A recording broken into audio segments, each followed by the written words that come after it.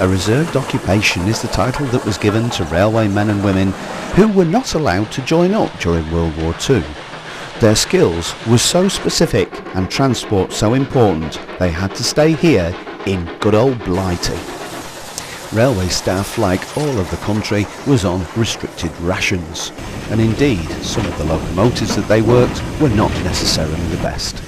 Our day may have started, if we were really lucky, in the daylight in our mainline station here.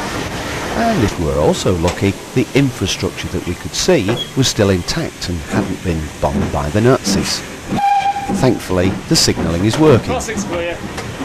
The railways were used not only for transporting people, but mainly for transporting armaments and goods, and so operating a steam engine meant a good fire with plenty of water, if there was some available. It was very important that the steam was used efficiently, and the teamwork between the fireman and the driver was of major importance. That's why it's a reserved occupation. It was often a skill that could not be taught. With our soldiers getting ready to leave the country, don't forget, our railwayman probably had very little sleep because of the bombing. Anyway, he had to keep his eyes open and himself alert, and if the coal was actually of good quality, we might actually be able to generate some efficient steam. The whistles blow and we're off up the line. With everything working, our driver now uses his skills, bringing the locomotive to a steady speed, keeping the eye open for the track ahead and the signals.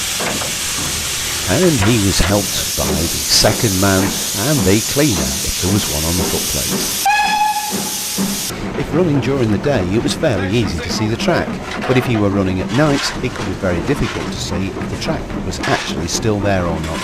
So you can imagine the nerves of our footplate crew would be tested to the utmost.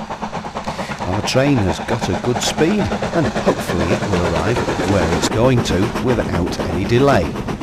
Hopefully our driver and footplate crew could actually get a good night's sleep. Flashing through the countryside and stations with no name boards, don't forget, we don't want to give anything away to infiltrators. Our footplate crew is working very hard indeed to arrive at its destination. This time it was our World War II destination of Ramsbottom Station. And safely arrived, we can pass the OK to the southbound train going to Bury. No obstructions on the line. Our signal staff too were affected by the war. Our signalman is in place, pulls the signal off, and our steam engine heads onward to Rawtenstall.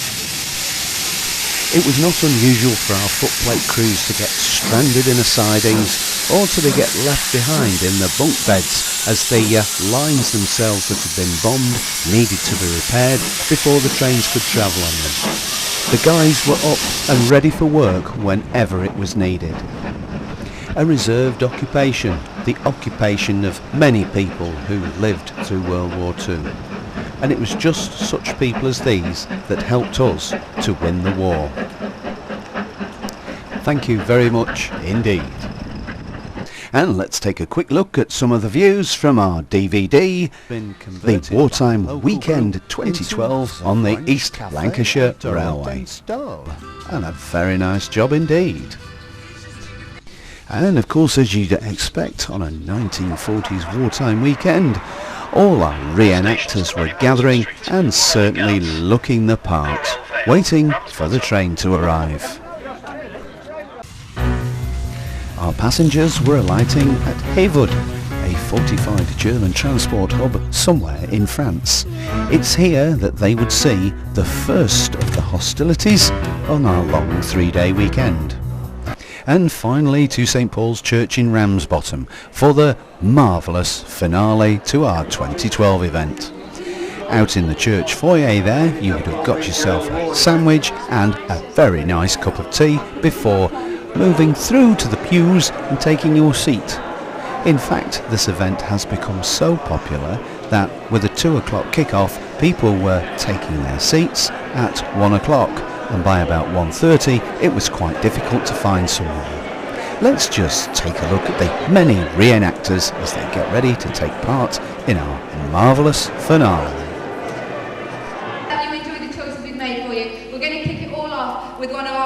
big band medleys, and we hope you enjoy. Thank you.